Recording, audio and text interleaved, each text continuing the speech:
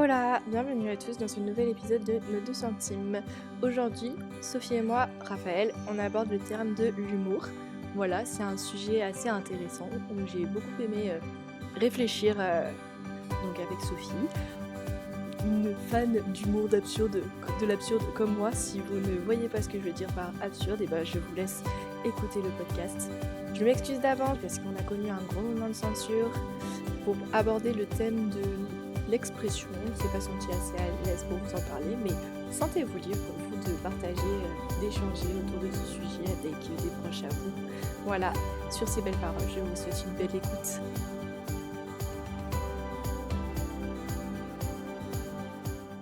Raphaël, bienvenue dans cet épisode consacré à l'humour. Et j'ai le privilège de te connaître, mais peut-être pas les gens qui écoutent. Alors, est-ce que tu voudrais te présenter pour commencer? Ouais, alors du coup, je m'appelle Raphaël. J'ai 23 ans, je suis professeure des écoles et j'ai une classe de petits CE1. Et du coup, j'ai connu Sophie à Agapé Campus Lyon. Voilà. Oui, tout à fait. L'association d'étudiants, l'association chrétienne pour les étudiants. J'arrive toujours pas à présenter l'asso où je travaille depuis 5 ans, c'est compliqué. Très bien. Excellent, Raphaël. C'est toi-même. Enfin, moi, je voulais parler de l'humour dans un épisode, et toi-même, en discutant, on s'est rendu compte que toi, ça t'intéressait d'y réfléchir aussi. C'est pour ça qu'on est là. Ouais. Et donc, sans aucune transition, Raphaël, c'est quoi ta blague préférée? Ma blague préférée, alors, vous allez tous me juger. Alors, j'en ai deux, j'ai pas su choisir entre les deux. La Ouais. première, c'est toi qui l'avais envoyée dans un mail, justement, d'Agapé, qui Waouh. disait les ciseaux à bois et les chiens aussi. Et je la trouve excellente. Voilà. Et sinon, Mais ça, je m'en rappelais plus. Je suis choquée. Excellent. Tu remarques qu'il m'a fallu quand même quelques secondes pour comprendre pourquoi c'était une blague. Merci. non mais alors ce qui est très drôle, c'est que du coup, depuis que j'ai découvert cette blague, je fais toujours ça en binôme. Genre en réunion, je trouve toujours mon petit binôme avec qui on a le même humour. Et en fait, on se met d'accord, il y en a un qui dit les ciseaux à bois, et puis l'autre répond en mode réflexion, et les chiens aussi. Voilà. En réunion, ça passe toujours très très bien, les gens ne comprennent pas, les gens jugent aussi, mais nous, ça nous fait rire. J'approuve. Voilà. Et ta deuxième blague, du coup? Et ma deuxième blague est tout aussi absurde. Quel est le point commun entre un lapin et une bouteille en plastique? Attends, est-ce que je peux donner une réponse? Mais je Oui, sais pas vas-y. comment la formuler. Ils sont tous les deux en plastique, sauf le lapin qui est en lapin? Alors moi, je connaissais pas la fin, mais oui, c'est ça. Ils sont tous les deux en plastique, sauf le lapin. Moi, je connaissais la même avec une clé à molette en acier et un jouet en caoutchouc. Ils sont tous les deux en acier, sauf le jouet qui est en caoutchouc. J'adore, Raphaël, ça veut dire qu'on a le même humour. Excellent pour Ouais, faire un on va épisode bien sur l'humour. s'entendre. Donc là, tous les gens qui n'ont trouvé aucune de ces deux blagues drôles peuvent peut-être arrêter d'écouter parce qu'ils se rendent compte qu'ils vont vraiment souffrir pendant 25 minutes, quoi. Après, j'en connais pas beaucoup des blagues. Par contre, au niveau humoriste, ça peut le faire. T'aimes bien écouter des gens, enfin des humoristes, quoi. Ouais, ouais. J'aime Hmm. beaucoup Florence Foresti, du coup, mais j'ai pas trouvé de citation pour ma citation préférée. Ouais. Bah, c'est vrai Voilà. que les humoristes, c'est pas forcément que des blagues qu'ils font, parce que sinon leur sketch, ce serait long, quoi. Enfin, est-ce que tu peux vraiment mettre 1h30 de blagues bout à bout et que ce soit toujours drôle à la fin? Je pense pas. Je suis pas sûre. Alors du coup, je me rends compte que ma question suivante est vraiment bizarre. Enfin, l'ordre des questions est bizarre dans cet épisode, soyez prêts. Est-ce qu'on peut rire de tout? Peut-être on pourrait faire une transition avec les humoristes qui font beaucoup de blagues sur des sujets qui sont considérés peut-être comme irrespectueux ou quoi. Donc, est-ce qu'on peut rire de tout, d'après toi? Alors, je pense donc beaucoup de gens connaissent cette phrase et je la trouve très vraie. Je pense qu'on peut rire de tout, mais pas avec n'importe qui. Ouais. Ouais, parce que je trouve, enfin, on n'est pas tous sensibles au même humour.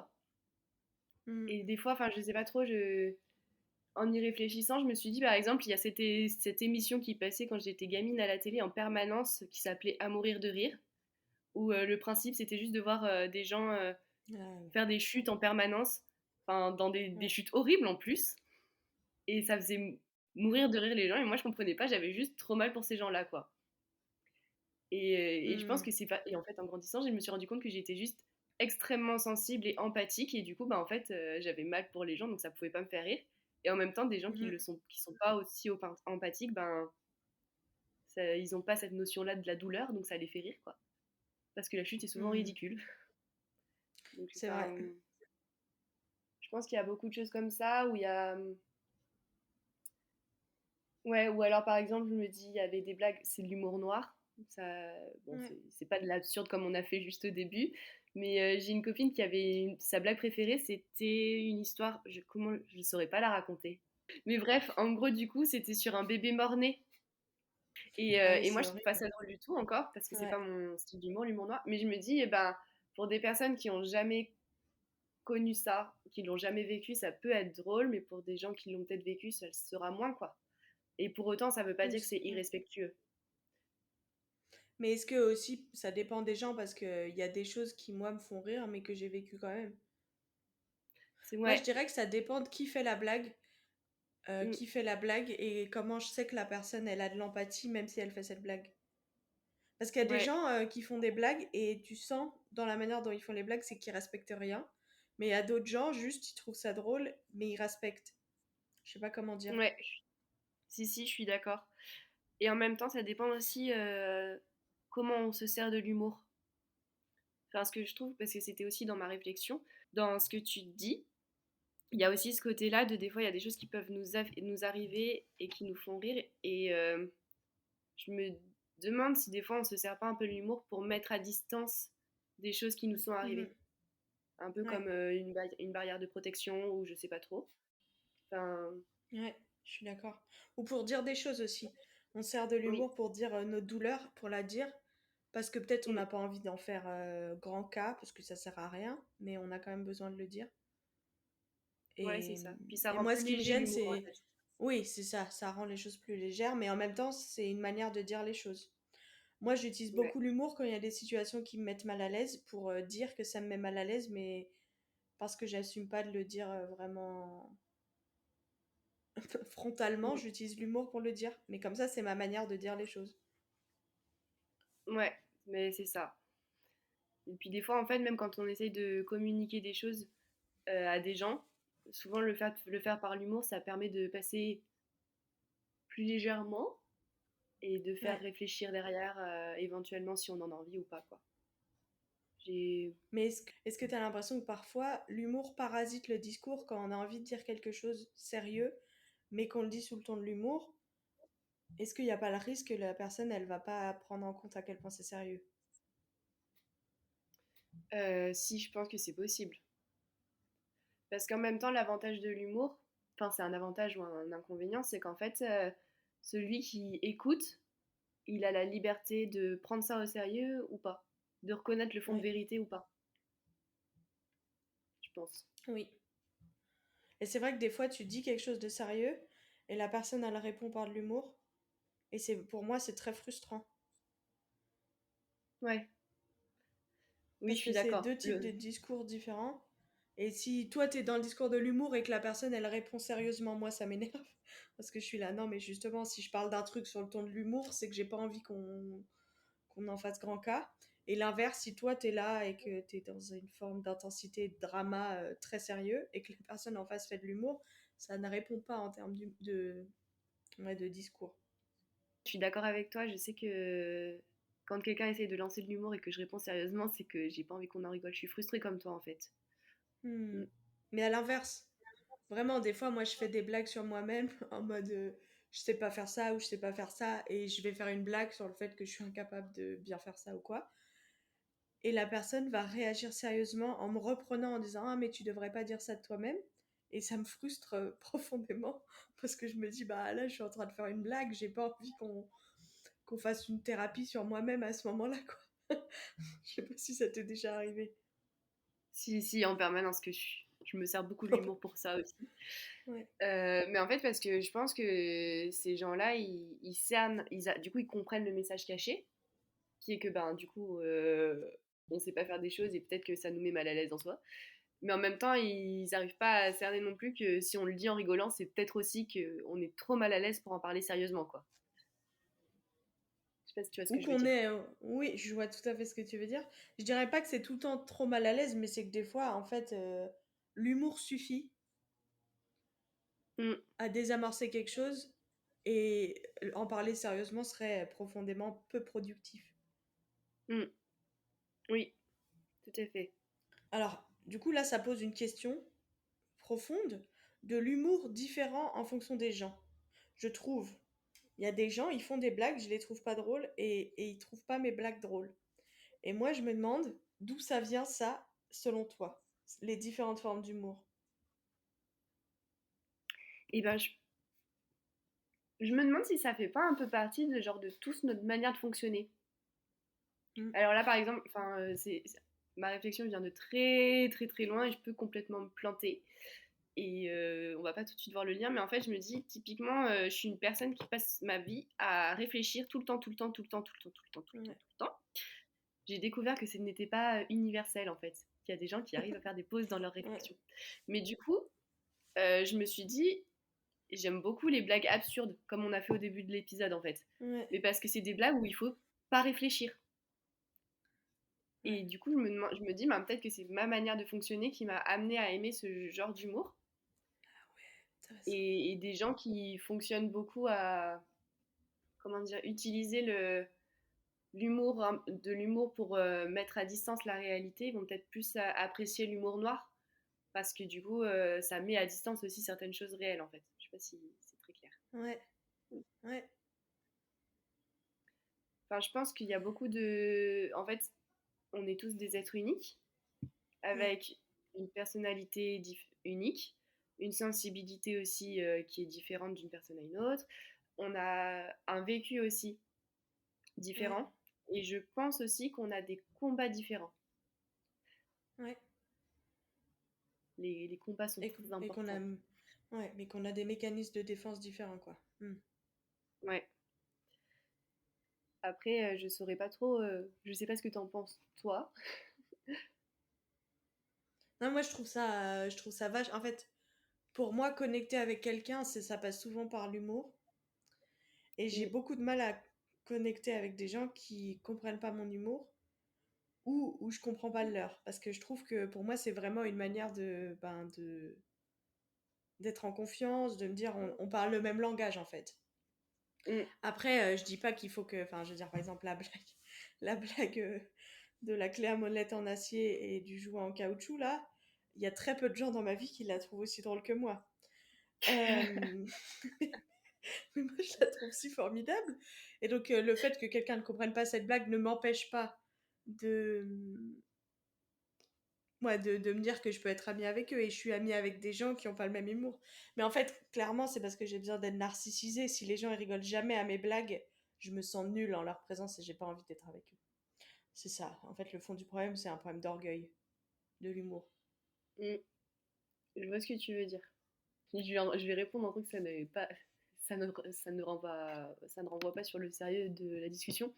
Je me disais peut-être que la clé à molette, il faut la raconter d'une certaine manière en particulier. Je sais pas si Genre, tu vois ce que je veux dire.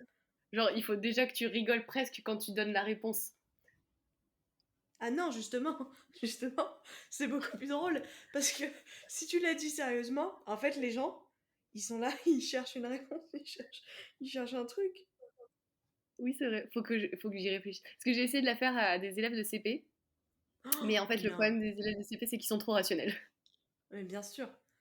Tu la connais, la blague quelle est la différence entre un pigeon? Non? Il a les deux pattes de la même taille, surtout la gauche. par, exemple, par exemple, ça, je pense que j'ai jamais trouvé quelqu'un. Enfin, en fait, après, il faut expliquer la blague, et quand on doit expliquer la blague, ben, c'est qu'on s'est planté de public, quoi. Oui, ok. Mais elle est excellente, celle du pigeon, moi j'aime beaucoup. Mais moi, je l'aime beaucoup aussi. Alors moi, ce que je voudrais dire, c'est souvent, il y a quelques années particulièrement, je me suis rendu compte que je voulais tellement faire rire les gens que, en fait, l'amour que je pouvais avoir pour les gens passait en second plan. le fait que je voulais les respecter, que je voulais... En fait, l'humour, c'est super parce que ça fait du bien aux gens. Mais des fois, c'est juste pour se mettre en avant. Moi, j'ai tellement envie d'être drôle que je suis prête à faire des blagues. Des fois, même si j'ai un énorme filtre, des fois, je fais des blagues, je vais trop loin où c'est le temps de l'humour est terminé, on est passé au moment sérieux et moi, j'arrive pas. Et en Mm. fait, il y a quelques années, vraiment, moi, je pense que c'est Dieu qui m'a repris et qui m'a dit, mais Sophie, est-ce que l'humour vient pas se mettre, vient parasiter ton amour pour les gens? Parce que tu veux trop faire rire, tu veux trop que les gens rigolent et te trouvent drôle. Du coup, bah, tu oublies de les aimer, quoi. Et que des fois, les aimer, c'est arrêter de faire des blagues si eux, ils n'arrivent pas à comprendre ton humour. Oui, je suis d'accord. Comment est-ce que tu vois que parfois l'humour parasite ton amour pour les gens? Ou, Euh, ou t'aide à aimer les gens, peut-être aussi. Moi, c'est plutôt l'inverse. C'est-à-dire que je cherche pas à être drôle, j'accepte le fait d'être drôle contre mon gré. Ah ouais. Ça ressemble à quoi d'être drôle contre ton gré? Bah, je suis très très maladroite, Ouais. déjà, donc ça aide pas mal. Et je pense que des fois aussi, je manque de filtre. Du coup, Ouais. ben, les pensées qui me viennent dans l'esprit, elles sortent naturellement. Ça va que j'ai un Ouais. esprit pas très irrespectueux, mais du coup, ça sort et je me fais très rarement bien comprendre. Enfin, comment dire? Ah ouais. C'est-à-dire que des fois, comme je manque de tact, attendez, mais ça m'est arrivé en plus cette semaine encore. Qu'est-ce que j'ai dit? Oui, j'ai une collègue qui a les cheveux, j'ai une collègue qui a les cheveux gris blanc, enfin poivre et sel, et qui a que 45 ans. Et en fait, je sais plus, un de mes élèves lui a dit: ah bah toi, t'as 54 ans, ou un truc comme ça. Et on en discutait avec d'autres collègues. Je fais. Et en fait, naturellement, mais c'était pas du tout à mal. Je fais, bah, en même temps, les cheveux, enfin, c'est ses cheveux qui jouent en sa défaveur, quoi. Mais c'était pas du tout mal intentionné de ma part. Ouais. C'était vraiment, bah voilà, parce qu'en fait, quand je Un la vois fait. comme ça, pour moi, elle est très jeune et tout. Et ça fait Ouais. toujours rire tout le monde, en fait. Parce que tu as fait, bah dis donc, toi, tu manques pas de filtre. Je fais, bah désolé, c'est pas ça que je voulais dire. Je pensais pas que c'était violent quand je l'ai dit. Oui, c'est ça, c'est comme un enfant, quoi. Mm. Un enfant qui va sortir des trucs d'une brutalité extrême, mais Oui, sans le c'est ça. penser, quoi. Bah, en tout cas, qui pense pas ce qu'il y a de mal dans tout ça, en fait. Mais, Oui. et du coup, bah, pour revenir à la question, bah, en fait, là, c'est plus, bah, ça m'empêche plus ou moins d'aimer les gens, entre guillemets, parce que du coup, des fois, bah, les gens me comprennent pas, en fait. Ouais. Parce que je pense pas du tout à mal et je pense même pas les. Là, tu vois, genre, c'était même l'inverse. J'avais plus envie de la flatter en disant bah, qu'elle paraissait même plus jeune que ce qu'elle était. Et en fait, bah, elle s'est pris dans la face qu'elle paraissait vieille, quoi. C'est pas du tout ce que tu voulais dire. Et en plus, tu l'as Non, même pas dit sous le ton de l'humour, c'est ça. Enfin, c'était pas ton intention. mais souvent, enfin, je me dis, les humoristes, s'ils sont drôles, c'est parce qu'ils le disent sur le ton sérieux plus que sur l'humour. Oui.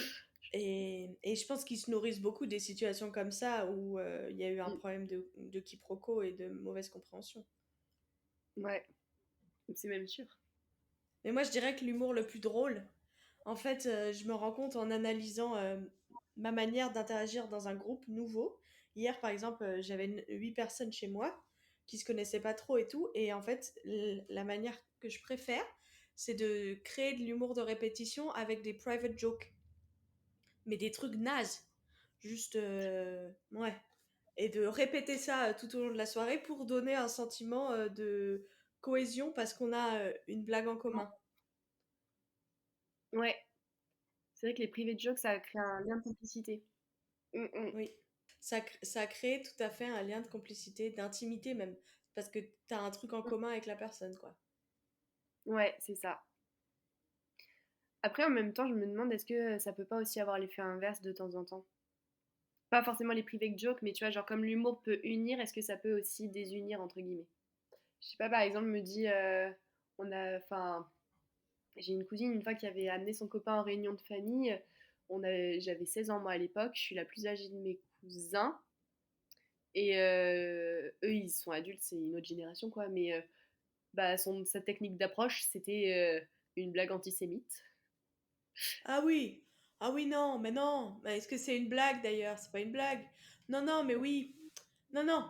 Non, moi je c'est pas ça. Ok. Ouais, non, ça je suis plutôt totalement contre. J'appellerais pas ça une private joke, tu vois ça. Oui, oui, c'est pour ça que je dis que c'est pas forcément les private jokes. Non, mais c'est vrai que c'est important. Mm. Mais tu vois, je me dis, c'est intéressant ce que tu dis, comme quoi, quand je t'ai dit blague antisémite, il faut dire non, c'est pas. Pourquoi t'appelles ça une blague d'ailleurs? Parce que du coup, ça revient à ce que je disais au début, ça sous-entend qu'on peut pas rire de tout. Bah tu vois, je vois tout à fait ce que tu veux dire. Et moi, par exemple, pendant un temps dans ma vie, je dois confesser que j'ai fait des blagues antisémites. Seulement, moi, j'appelais pas ça blague antisémite et je les faisais pas au tout venant.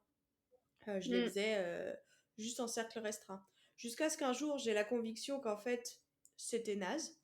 Si en tant que chrétienne, je dirais même que c'était un péché, que ça n'apportait rien et que justement, ça parasitait ma manière d'aimer. ouais. Euh, Aujourd'hui, en fait, si quelqu'un fait une blague antisémite en ma présence, je vais dire une réflexion peut-être sur le ton de l'humour, pour Mm, dire mon profond malaise, parce qu'en fait, c'est une situation de société, quoi. ouais. Mm, mm, Et après, et je pense que sur cet humour-là, je pense qu'il faut vraiment se méfier, parce que il faut vraiment aller chercher nos motivations intérieures, je dirais. Est-ce qu'on est prêt ouais. à vouloir faire rire à tout prix? Et puis est-ce que en fait cet humour-là, il va pas sortir dans des cercles où ça risque de blesser quelqu'un si on a vraiment trop l'habitude de faire ce genre de blague. On dit, c'est intéressant parce que j'ai discuté avec une copine bah, de ça, genre est-ce qu'on peut rire de tout? Parce que bah, justement, tout ce qui est blague antisémite, raciste ou des trucs comme ça, je sais pas si on peut en tout cas, on peut pas en rire avec tout le monde, c'est sûr. Et bien, ma copine, elle m'a répondu, mais moi, si, je pense qu'on peut rire de tout, et même qu'on pourrait en rire avec n'importe qui, parce que si c'est fait dans le respect, ben, ça devrait passer, quoi. Et j'arrive pas à être d'accord avec cette façon de voir les choses là, parce que justement, je me dis, même par respect, justement, bah, on sait pas en fait ce que ça peut renvoyer à l'autre aussi, de faire ce genre de blague. Même si c'est pas irrespectueux en soi, bah, on connaît pas l'histoire de chacun, on sait pas comment ça Mm, résonne dans son cœur. Et je pense que aimer, c'est aussi prendre en compte ça, qu'en fait, mm, ouais. ben, oui. Tu vois, genre, toi, tu as la liberté de réagir avec humour pour faire comprendre que ça te Oui, parce met que je mal à suis pas l'aise. concernée. Aussi Oui, parce que je suis pas concernée. Enfin, j'ai pas d'origine juive et tout sur les blagues antisémites. Et moi-même, j'ai connu personne qui a connu des agressions antisémites. Mais par exemple, sur l'humour misogyne, mm, je me rappelle d'un de mes amis qui, avant que je le connaisse bien, faisait plein de blagues misogynes. Et en fait, moi, ça me dérangeait parce que je me disais, c'est quoi son image des femmes s'il se permet de faire des blagues comme ça? Et je lui ai dit, écoute, les femmes, ça fait 2000, enfin, ça fait 4000 ans qu'elles sont opprimées. Si juste on pouvait arrêter avec les blagues, ça me fait pas trop rire. Je trouve que voilà, si on avait été libérés et tout, pourquoi pas, parce que voilà. Mais ça fait 4000 ans qu'on prend cher, donc on pourrait arrêter. Et aujourd'hui, il a arrêté de faire des blagues misogynes, mais s'il en faisait maintenant, je trouverais ça drôle. Parce que je le connais et je sais que c'est pas qui il est. mm, Mais je dirais que pour moi, il y a deux choses. Est-ce que tu connais assez la personne pour savoir que c'est vraiment pas le fond de sa pensée? Et du coup, pour avoir la liberté de rire librement parce que tu sais que c'est pas du tout, c'est juste une blague et que c'est pas une réalité. Et est-ce que tu es sûr que les gens qui sont qui entendent la blague aussi, savent la même chose et vont pas penser que c'est vrai et vont pas, ça va pas changer leur manière de penser aussi? mm. Ouais, c'est compliqué finalement de faire des blagues. Bah moi, je reviens à l'amour en fait. Ouais, c'est ça. Franchement, si souvent l'humour, je l'utilise pour me narcissiser moi-même, pour des questions d'orgueil et tout. Et en fait, c'est l'amour qui devrait vouloir... Enfin, par exemple, quand je parle des private jokes que je peux faire dans un groupe, c'est parce que je fais ça, parce que j'ai envie que les gens, ils se sentent partie d'un groupe, j'ai envie que les gens se sentent bien et tout.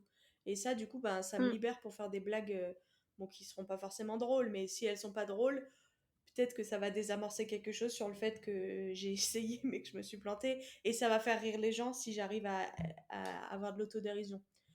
Mais si le but c'est de me mettre en avant dans le groupe, ben ça va mal finir quoi. C'est sûr. Mais donc toi, tu dirais que ton humour c'est toujours malgré toi?